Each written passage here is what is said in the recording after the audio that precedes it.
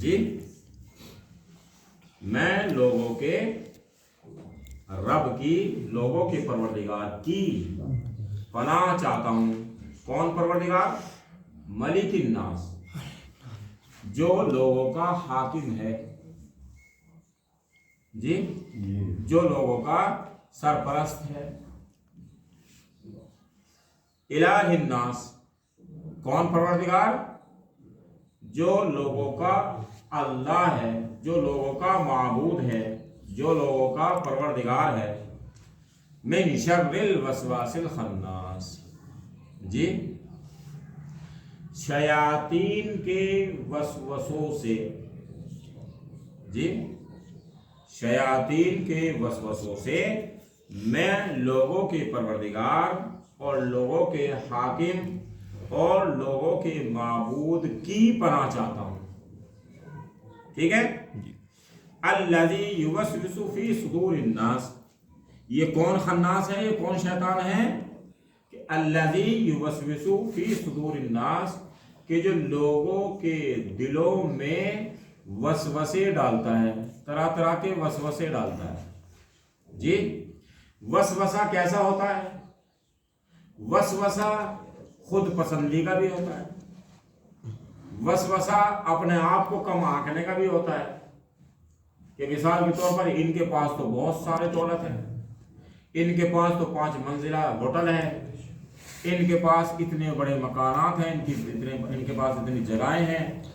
یا مثال کے طور پر ایک عالم اپنے آپ کو سمجھنے لگا کہ مثلا میں بہت بڑا عالم ہوں، مجھ سے بڑا کوئی عالم نہیں ہے اس قریے گاؤں میں، یا مثال کے طور پر اطراف و جوانب میں مجھ سے بڑا کوئی عالم نہیں ہے، جی یا مجھ سے بڑا کوئی قدرت مند نہیں ہے۔ یہ شیاطین کے وسوسے ہیں جو لوگوں کے دلوں میں ڈالتا ہے، جی جو لوگوں کے دلوں میں ڈالتا ہے۔ آگے کیا فرمایا؟ من الجنت والناس، وہ جو شیاطین ہیں جو وسوسے ڈالتے ہیں، جو خناس ہیں، من الجنت والناس، وہ جنوں میں سے ہوں یا انسانوں میں سے۔ جنوں کا تو مجھے پتا نہیں چونکہ میں ان کی آواز نہیں سنتا، لیکن انسانوں کو تو میں دیکھتا ہوں کہ انسان جو ہے وہ وسوسے ڈالتا رہتا ہے، بس انسان بہکاتا رہتا ہے۔ جی تو لہذا میں اللہ کی پناہ چاہتا ہوں، لوگوں کے پروردگار کی پناہ چاہتا ہوں، میں لوگوں کے حاکم کی پناہ چاہتا ہوں، میں لوگوں کے معبود کی پناہ چاہتا ہوں خناس کے وسوسوں سے، جی شیاطین کے وسوسوں سے۔ کون شیاطین؟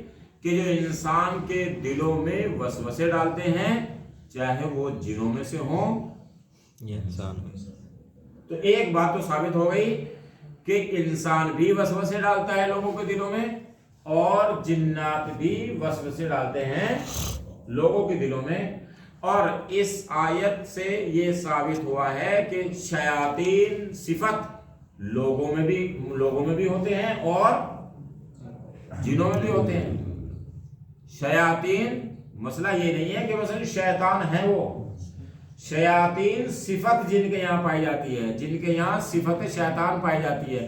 جیسے صفت مومن ہوتی ہے، مومن کی صفت اور علامتیں کیا کیا ہیں، اسی طریقے سے شیطان کی بھی صفت ہوتے ہیں۔ وہ شیطان تو نہیں ہوتے مگر ان کے اندر شیاطین کی صفتیں پائی جاتی ہیں کہ دیکھو یہ شیطانی کام کر رہا ہے، یہ ایک دوسرے کو بھڑکا رہا ہے۔ مثال کے طور پر 2 بھائیوں میں جھگڑا ہو جائے، کہاسنی ہو جائے، تو اس میں تیسرا آگے ان کے درمیان میں آگ کا کام کرے، یہ ہے وسوسہ۔ جی تو لہذا اس وسوسے سے، خناس کے وسوسے سے میں اللہ کی پناہ چاہتا ہوں، ہیں؟ اور اللہ کی پناہ سے بڑی کوئی پناہ نہیں۔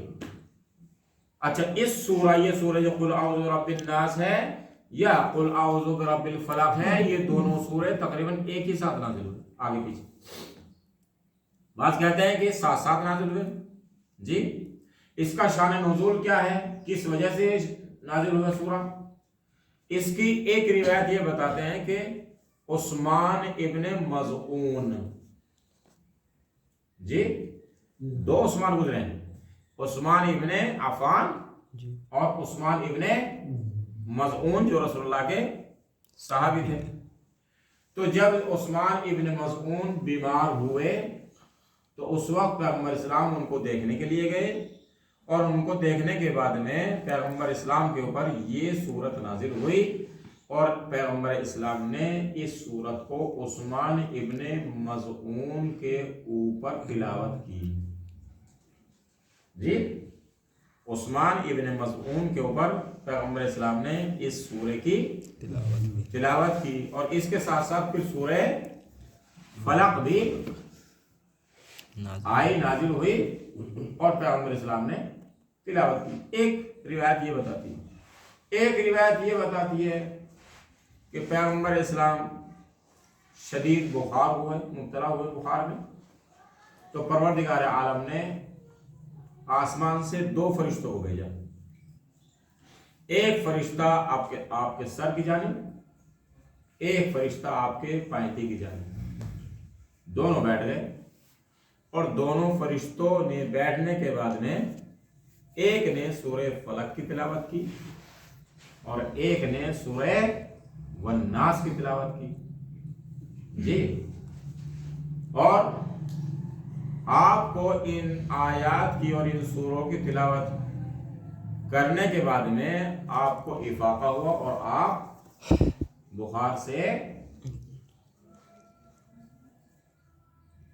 صحت کی طرف آئے، اور آپ جو ہے وہ بیماری سے آپ کو شفا مل گئی.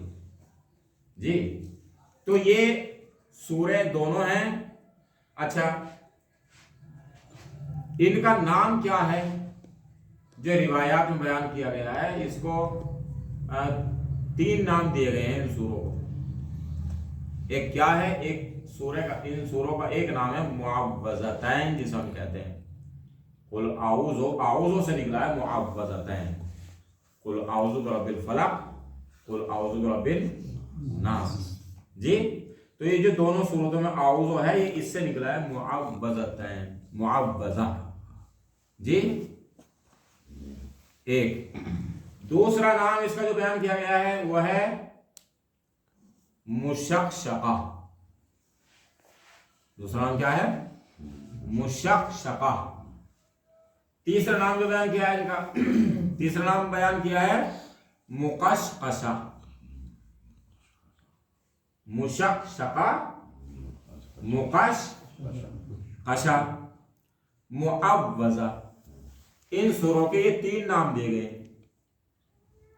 اچھا اس کا نام مشقشقہ یا مقشقشہ کیوں رکھا گیا؟ یہ مہم ہے، کوئی تو وجہ ہوگی جس وجہ سے ان کا نام مقشقشہ یا مشقشقہ رکھا گیا.